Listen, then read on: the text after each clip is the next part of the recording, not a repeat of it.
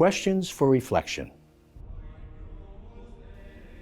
On December 28th, in the octave of Christmas, we commemorate the Feast of the Holy Innocents in the liturgical cycle of the Catholic Church. The readings for the liturgy remind us of the nature of evil. It has no respect for life. In fact, it hates life. The first reading is taken from the first letter of the beloved disciple John. And John reminds us, this is the message we've heard from Jesus Christ and proclaimed to you. God is light, and in him there's no darkness at all.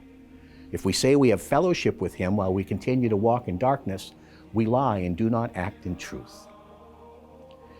When we read or hear these words, how can we not think of some in elected office in the United States of America who promote and even want to fund the killing of the innocents in the womb of their mothers? The psalm we chant as a response on this feast reminds us, quote, "Our help is in the name of Yahweh who made heaven and earth."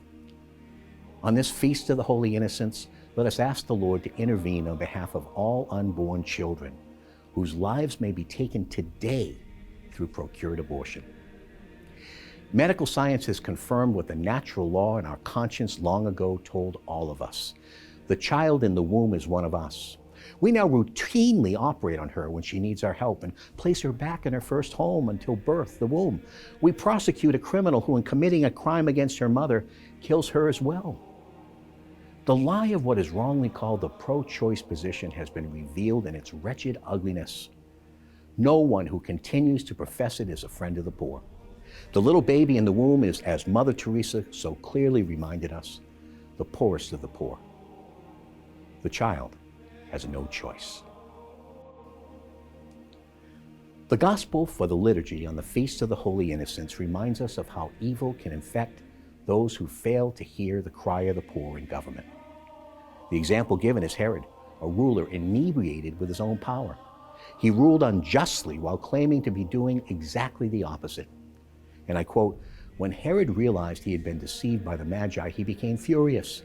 He ordered the massacre of all the boys in Bethlehem and its vicinity 2 years old and under, in accordance with the time he had ascertained from the Magi. Then was fulfilled what had been said through Jeremiah the prophet. A voice was heard in Ramah, sobbing in loud lamentation, Rachel weeping for her children, and she would not be consoled since they were no more."